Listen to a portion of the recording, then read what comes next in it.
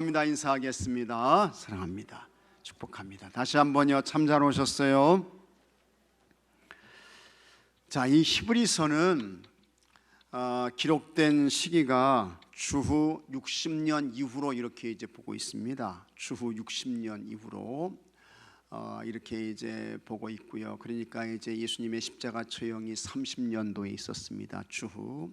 그 다음에 바울 사도의 회심 사건이 33년 정도에 이렇게 이제 있게 되고 이제 그렇습니다. 그러다가 기독교에 아주 강력한 박해가 있게 되는데 가장 그 힘들고 어려웠던 박해가 네로 황제의 박해입니다. 네로 황제. 그래서 이 네로 황제가 기독교인들을 박해할 때에 이 네로가 미쳤다는 거 아니에요. 정신이 빠졌어. 제정신이 아니야. 근데 이제 그게 왜 이 네로 황제가 이제 미쳤냐? 학자들이 많은 연구를 해요. 근데 이제 이 네로가 납에 중독됐다는 것입니다. 납 중독. 근데 왜 납 중독이 이제 됐느냐? 그 당시에 이제 로마 그 이제 이 황제가 사는 궁에 수도가 이렇게 이제 들어갔어요. 그래서 지금도 이제 우리가 성지 순례를 하게 되면 뭐 로마도 가고 에베소 교회도 가고 이제 다 그러잖아요. 그러면 거기 보게 되면 하여튼 그 사람들이 그 당시에 썼던 목욕탕 그리고 이제 화장실 이런 것들을 다 이렇게 이제 보게 됩니다. 근데 그 당시에 사람들은 요즘 남자들은 이제 우리가 바지를 입잖아요. 근데 그 당시에 사람들은 이제 바지를 안 입었어요. 그래서 다 이제 긴 이렇게 치마 같은 옷을 이제 입은 거예요. 그렇게 되면 이제 화장실에서 쭉 이렇게 이제 칸칸이 있는데 거기서 다 이렇게 이제 이를 보게 되면 물이 내려와 가지고 그게 이제 사람 용변 본 것이 이렇게 다 이렇게 이제 쓸려가게 되는 거예요. 근데 이 황제가 살았던 이 궁에 이제 수도가 이제 들어오는 거죠. 근데 그 수도관이 납이었다는 거예요. 그래서 이 네로가 이제 납에 중독돼 가지고 정신이 돌아가지고 미쳐가지고 제정신이 아니어서 이제 기독교를 박해하게 되는데 주후 64년에 로마 대화재가 일어나게 되는 것입니다. 그래서 이 네로가 이제 불을 지르는 거예요. 시내에 이제 불을 지르고 그걸 보면서 막 미친 사람처럼 미치광이처럼 그걸 막 웃는 거야. 근데 이제 이 불 지른 것을 이제 기독교인들에게 뒤집어 씌우는 거예요. 그리고는 이 기독교인들을 잡아들여 가지고 죽이기도 하고 사자밥 앞두기도 하고 그 다음에 하여튼 뭐 각가지 그런 방법을 통해서 이제 고문도 하고 감옥에 가두기도 하고 이제 그러는 것입니다. 그래서 그렇게 이제 큰 박해가 일어나면서 교회 성도들이 이제 땅 속으로 숨게 되는 거예요. 땅 밑으로 들어가게 되고 그 다음에 저쪽 터키 북쪽 카파도키아 뭐 이런 곳으로 가게 되고 이제 그러는 것입니다. 그래서 이제 이렇게 이제 박해가 일어나게 되면 예수님 잘 믿던 사람들이 어떻게 됩니까?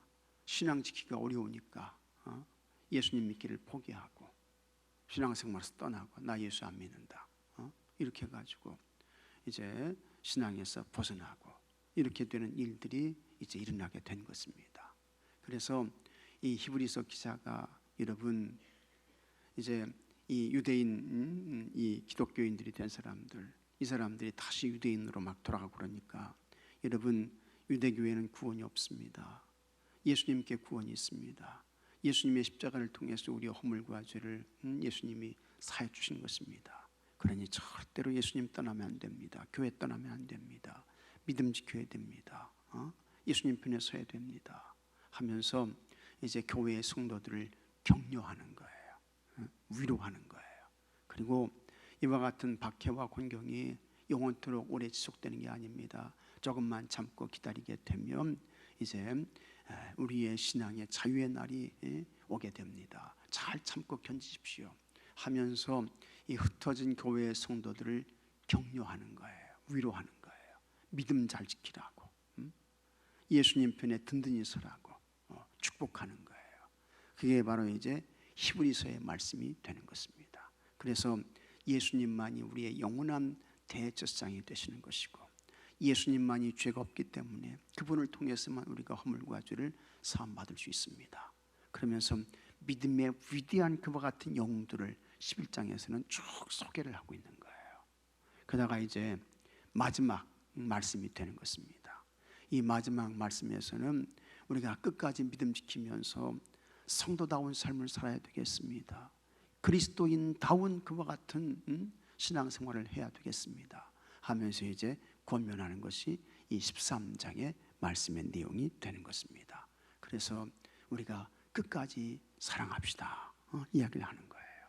그 다음에 주님 본받아서 주님께서 고난의 십자가를 지고 영문 밖에 나가셔서 몸을 찢고 피를 흘리시면서 죽으셨는데, 우리도 그 예수님 바라보면서 고난을 감수하며 우리가 가야 할 길을 갑시다 이렇게 이야기를 하는 거예요. 그 다음에 교회를 지키기 위해서 이 교회의 지도자들이 있는데, 이분들은 우리들을 위해서 쉬지 않고 깨워서 기도하며 우리에게 하나님 말씀을 가르치는 분들입니다. 그러니 이분들을 우리가 존중히 여기면서 이분들의 말씀에 순종하면서 이분들이 그와 같은 교회 지도자의 사명을 잘 감당할 수 있도록 여러분 우리 함께 기도합시다. 그게 이제 13장의 말씀의 내용이 되는 것입니다. 그리고는 이 히브리서가 이제 끝나게 되는 것을 우리가 보게 되는 것입니다. 그래서 오늘 이제 이 말씀의 제목이 믿는 자의 실천사항이다 라고 하는 것입니다. 그리고 여기 실천사항이라는 것은 뭡니까? 곧 우리가 예수님 믿는다고 하는 것은 그 믿음과 함께 반드시 행함, 실천이 있어야 된다, 이걸 이제 말씀하고 있는 것입니다. 그리고 구체적으로 그러면 우리가 뭘 실천해야 되느냐, 그걸 이제 우리에게 가르쳐주고 있는 거예요. 자, 그래서 오늘 말씀을 한번 같이 보도록 하겠습니다. 히브리서는 교회 안에서 성도가 지켜야 할 믿음의 실천사항을 전합니다. 그것은 형제를 사랑하고 그리스도인으로서 바른 행실을 가지며 예수님을 본받는 삶을 사는 것입니다. 무엇보다도 순종과 기도를 강조하며 이를 권면하고 있습니다. 그리스도인인 우리는 이 권면을 삶에서 구체적으로 지키며 살아야 합니다. 자, 그러면서 믿는 사람들이 실천해야 하는 사항들은 무엇입니까? 첫째, 형제 사랑을 구체적으로 실천해야 한다라고 하는 것입니다. 같이 하겠습니다. 형제 사랑, 형제 사랑입니다. 형제 사랑, 형제 사랑. 이 1세기의 기독교 공동체라고 하는 것은 사실은 참 형제 사랑이 어려운 그와 같은 공동체였습니다. 왜냐하면 1세기의 교회에는 지금이야 뭐 이런 개념이 없죠. 이런 개념이 없는데 1세기의 교회라고 하는 것은 어떤 교회였습니까? 1세기의 교회는요, 주인과 종이 함께 신앙생활을 하는 거예요. 주인과 종이, 교회 공동체 안에서. 교회 공동체에서 나가게 되면 한 사람은 주인이야. 그 다음에 한 사람은 종, 노예야. 그 다음에 교회 공동체 안으로 들어오게 되면 이제 똑같은 형제가 되는 거예요. 그러니까 참 이게 어려운 것입니다. 그 다음에 1세기 교회 공동체에서 남자와 여자가 함께 신앙생활을 하는 것입니다. 이게 참 어려운 거예요. 우리나라도 처음 교회가 이제 세워지고 그럴 때에는 지금 뭐 다 이렇게 이제 다 보이게 이렇게 이제 의자가 배치되고 이제 그렇지만 여러분 아시겠지만 우리 초기 이 교회의 모양은 기역자였어요. 기역자, 기역자. 그래서 이쪽에 여성분들이 앉고 이쪽에 남성분들이 앉고, 그 다음에는 더 한 발자국 더 나아가서 이 한가운데 뭘 쳤습니까? 천막을 쳤어요. 천막을. 그래서 얼굴도 못 봐, 대화도 못 해. 그래서 그런 거예요. 그 이제 남성과 여성이 함께 모여서 예배드린다라고 하는 것은 참 이게 그 당시에는 참 어려운 그런 이야기였습니다. 그 다음에 애나 어른이 한 자리에 모여서 예배를 드려요. 이것도 참 굉장히 힘든 어려운 그런 상황이었습니다. 근데 이게 다 무엇을 통해서 이게 다 해결되고 이게 다 이 담이 없어지게 되느냐? 예수님의 십자가를 통해서 다 없어지게 되는 거예요. 그리고 예수님 보혈을 통해서 주인이나 종이나 한 형제가 되는 거야. 한 가족이 되는 거야. 남자나 여자나 한 가족이 되는 거예요. 애나 어른이나 다 한 가족, 한 가정이 되는 거예요. 이게 예수님 보혈을 통해서, 예수님 안에서 이렇게 이제 된 것입니다. 그래서 이 당시만 해도 처지가 다른 사람들이 신앙으로 한 형제자매가 되어서 서로 사랑하는 일이라고 하는 것은 이 당시는 정말 이거는 상상도 하지 못하는 그런 일들이었습니다. 하지만 예수님은 부와 신분을 뛰어넘어 하나님 안에서 한 형제자매가 될 수 있음을 이제 보여주신 것입니다. 그래서 예수님이 육신을 입고 이 땅에 오신 사건, 이걸 우리는 성육신이라고 이야기를 하죠. 화육의 사건이라고 이야기를 합니다.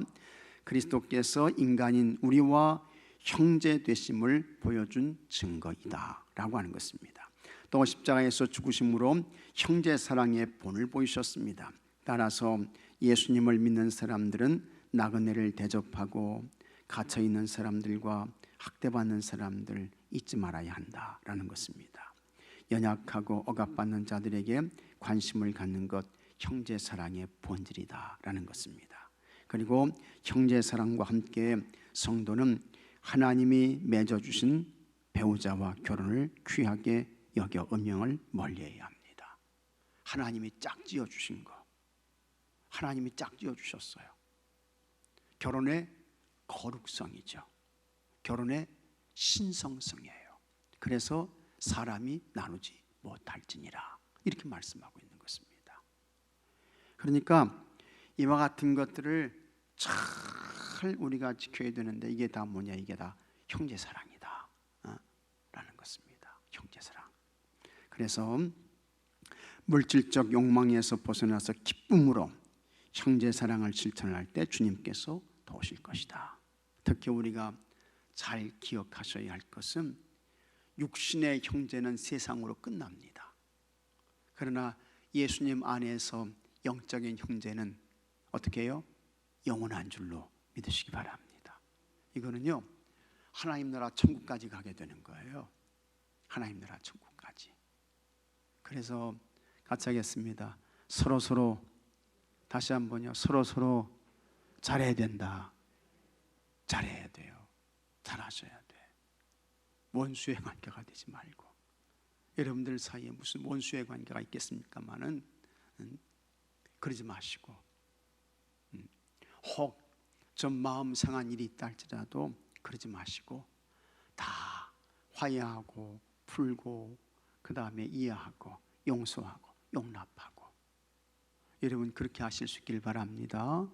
그렇게 하셔야 돼요. 아니 하나님 나라 천국 가서도 참 세상에서 진짜 마음에 안 들었던 불편했던 사람이 옆자리에 있으면 그거 어떡하실 거예요? 그 천국에서도 말 안 하고 안 쳐다보고 이렇게 사실 겁니까? 그거 아니잖아요. 그러니까 서로 잘하셔요. 마음 상하게 하지 말고 불편하게 하지 말고, 우린 다 예수님 안에서 예수님 보혈의 피로 형제야. 우리 다 자매야. 우리 관계는 영원한 하나님 나라 천국까지야. 영원한 관계야. 이렇게 하시고 여러분 서로 잘하십시오. 잘하셔요. 믿습니까 여러분? 서로 잘하셔야 돼요. 그 다음에 두 번째, 고난의 예수님을 본받으며 살아야 된다. 예수님처럼 우리도 희생의 삶을, 헌신의 삶을 살자. 이제 그런 내용입니다. 예수님은 자신의 피로 백성을 거룩하게 하려고 십자가에 달리셨습니다. 예수님이 받으신 성문 밖은 죄인들이 청년당하는 부정하고 더러운 곳이었습니다. 예수님은 그곳의 수리를 대속해 주심으로 세상이 부정히 여기는 것도 예수님으로 인해 신성하게 될 수 있음을 알게 하셨습니다. 이 사실은 우리에게 커다란 용기를 주며 부정한 세상을 신성하게 만드시는 예수님의 고난에 기꺼이 동참하게 됩니다. 우리는 예수님으로 인해 고난을 당해도 두려워하지 않게 되었습니다. 그러므로 안전한 곳에만 머물려고 하지 말고 예수님처럼 남들이 꺼려하는 성문 밖으로 나가야 합니다. 예수님을 본받아 예수님처럼 여러분 각자의 보내신 그 자리로 가가지고 예수님처럼 다 섬기시고 봉사하시고 헌신하시고 사랑을 실천하시고, 그래서 여기 계신 여러분들을 통해서 예수님이 보여지고 예수님이 드러나고 예수님이 나타나고 예수님의 영광 받으시고 이렇게 되기를 주의 이름으로 축복합니다. 그게 전도예요.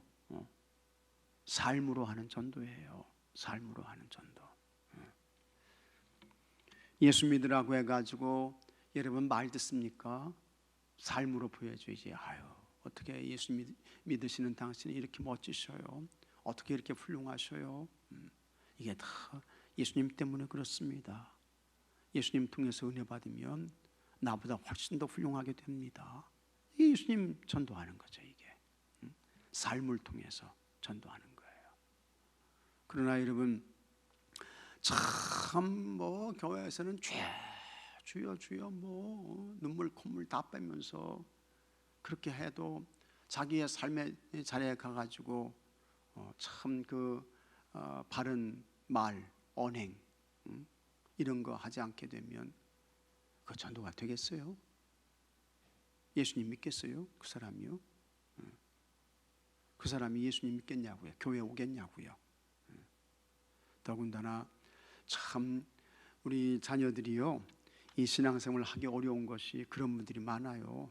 그런 분들이 많은데 뭘 말하는 거 하니, 제가 중학교 다닐 때 고등학교 때에 교회 누구로부터 마음의 상처를 받아가지고 마음을 닫았어요. 이런 이야기 많이 들어요. 이런 이야기를 많이 듣는다고. 무슨 상처를 받았는지 모르지만 하여튼 그 어린 마음에 아주 그 마음에 부담되는 그와 같은 말을 듣거나 뭐 그랬다는 거죠. 마음의 문을 닫아버렸다는 거예요. 그래서 힘들다는 거죠. 이게 어떻게 닫힌 마음의 문을 열 수 있을까? 그죠? 네. 다른 거 없어요. 가가지고 예수님이 성문 밖에 나가가지고 몸 찢고 피 흘리며 죽은 것처럼 우리도 그와 같은 마음과 자세로 산다. 이제 그렇게 하셔야 돼요. 그래서 나를 통해서 예수님이 드러나고 예수님이 보여지게 되고. 자, 그 다음에 셋째, 순종과 기도를 실천해야 합니다. 히브리서 저자는 성도들의 영혼을 돌보는 지도자들에게 순종하고 복종하라고 권면하고 있습니다. 지도자들은 성도의 영혼을 지키는 사람들이며 장차 하나님께 보고 드릴 사람들입니다. 이게 참 중요한 말입니다. 성도의 영혼을 지키는 이 역할을 한다는 거죠. 참 이게 중요한 말이에요, 진짜. 그죠? 이들이 공동체 안에 들어온 다른 교훈을 물리치고 공동체를 안정시킬 수 있도록 지도자의 구원의를 인정하고 그 말에 경청하라고 했습니다. 지금으로 말하면 목사의 구원의를 인정하라는 거예요. 목사의 구원의를. 여러분, 교회는 저보다 나이 많은 사람 많습니다. 저보다 공부 많이 하신 분들 많아요. 저는 박사도 아니에요. 근데 박사이신 분들도 많아요. 박사. 네. 그렇지만 여러분, 그거 가지고 이 영적인 공동체에 이게 지도자가 되고 지도력이 나오는 게 아니라고 하는 거예요. 아니라는 겁니다. 그래서 참 이 목사라고 하는 것은 하나님의 부름을 받고 하나님이 세워주시고 하나님이 불러주시고 그 다음에 교회를 섬기고 하는 이와 같은 공부를 하고 이제 그러는 거죠. 그 다음에 기도하고 본인이 노력하고 애쓰고 그 권위를 인정하라는 거예요. 내 영혼을 돌봐주시는 분이다. 하나님의 말씀을 나에게 먹여주시는 분이시다. 나에게 은혜와 감동을 주시는 분이시다. 그걸 인정하라는 거예요. 만약 그들이 탄식하면서 일을 하면 그것이 성도들에게 전혀 유익이 되지 못한다고 했습니다.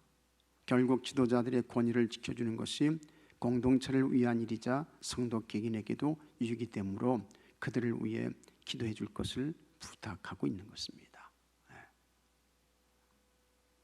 이게 참 귀한 말이죠.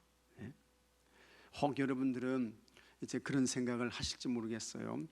저 서울에 어떤 유명한 그 감독님이 계신데, 유명한 감독님이 계셔요. 뭐 지금은 다 은퇴하시고 돌아가셨죠. 근데 이 감독님이 충청도 분인데, 하여튼 뭐 주일날 설교를 하고 내려오셨나 봐요. 근데 공부 많이 하셨는지 뭐 세상에 지식이 많으셨던지 하여튼 모르지만 장로님이 오셔가지고 그 목사님께, 그 감독님께 하는 이야기가, 아니 설교를 이 정도밖에 못 하십니까? 아니 그런 거예요. 그러니까 이 감독님이 그냥 허허 웃으면서 그냥 넘어갔다는 거예요. 근데 여러분 와서 해보라고 해요. 여기 서가지고 해보라고, 본인이 직접. 그게 참 여러분, 그게 어려운 겁니다. 여러분 힘든 거예요. 본인이 하면 잘할 것 같죠? 대단할 것 같죠? 한번 와서 해보십시오. 그게 마음 먹은 대로 되나? 그게 안 되는 거예요. 그러니까 그게 다 구원의를 인정하면서 내 영혼의 양식을 주시는 분이시다. 우리 교회 공동체를 지키고 세워가시는 분이시다. 그 구원의를 다 인정하라는 거예요. 그리고 감사함으로 받고 기도하라는 거죠. 기도하라는 거예요. 그래야 이게 공동체에 유익이 되고, 이게 교회에도 유익이 되고, 그게요 본인 자신에게도 그게 유익이 된다는 거예요. 본인 자신에게도. 난 하여튼 오늘 왜 이렇게 내가 이런 이야기를 하는지 모르겠네요. 난 하여튼 이 주의 종에게 이 제대로 하지 아니하신 분들 말이죠. 나는 잘 되시는 분들 별로 보지 못했어요. 별로 보지 못했습니다. 참 똑똑하고 훌륭하다고 이제 그러는데 그게 그렇지 않은 것 같더라고요. 하여튼 개인에게도 또 본인 자신에게도 공동체에도 유익이 되므로 그 구원의를 인정하고 이제 기도하라는 거죠. 특별한 경우뿐 아니라 신앙 공동체의 안정과 항시 도사리고 있는 악한 세력을 막기 위해서라도 성도들은 영적 지도자의 권위를 잘 따르고 그 다음에 그들을 위해서 기도해야 된다라고 하는 것입니다. 믿습니까 여러분? 기도하셔야 돼요. 기도 많이 하셔야 돼요. 우리 목사님 하나님 말씀 잘 전하게 해주세요. 하나님 말씀 전할 때 성령님의 그냥 큰 감동과 감화가 기름 부으심이 있게 해주세요. 기도 많이 하셔야 돼요. 예수님의 형제로 살아갈 때 믿는 자로서 마땅히 지켜야 할 일은 억지로 하지 말고 기쁨으로 해야 합니다. 예수님께서 우리가 충분히 할 수 있도록 도우십니다. 또 형제 사랑을 일상에서 구체적으로 실천하고 고난에 동참하기를 주저하지 말아야 합니다. 나아가 교회 지도자에게 순종하고 기도 생활을 하면 하나님은 우리 삶을 기쁘게 받으시고 은혜를 가득 베풀어 주시는 줄로 믿습니다. 자, 말씀 행하기. 나는 형제 사랑을 어떻게 실천하고 있습니까? 여러분, 내가 참 주님의 사랑을 받을 자격이 없는데, 자격 없어요. 근데 하여튼 예수님께서 나에게 참 그 십자가 고난의 은혜를 주셨다, 이걸 생각하면서 받을 자격이 없어요. 우리는요, 죄와 허물로 이미 죽은 인생들이었어요. 근데 참 주님께서 불쌍히 여기셔서 십자가 구속의 은혜를 주셨다, 잘 기억하면서 나는 사랑의 빚진 자야, 이런 마음으로 여러분들 주변에 계신 분들에게 사랑을 마음껏 실천하시기 바랍니다. 그 다음에 예수님의 고난에 동참할 준비가 되어 있습니까? 다 같이 하겠습니다. 영문 밖으로 나아가자. 나가십시오. 여러분이 있는 그곳이 영문 밖이에요. 그곳에서 참 예수님의 마음을 가지고 섬겨보십시오. 수고하고 애쓰고 봉사해 보십시오. 좋은 열매가 있게 될 것입니다. 그 다음에 지도자에게 순종하고 그를 위해 기도하고 있습니까? 중보의 기도를 많이 하시기 바랍니다. 그것이 여러분들에게 유익이 되고 우리 교회 공동체에 도움이 되는 것입니다. 삶의 적용, 예수님을 본받고자 할 때 나는 구체적으로 무엇을 실행할 수 있을지 생각해보고 꼭 실천합시다. 잘 여러분들이 나는 무엇부터 시작할 수 있을까 잘 생각하며 작은 것부터 시작해 보시기를 바랍니다.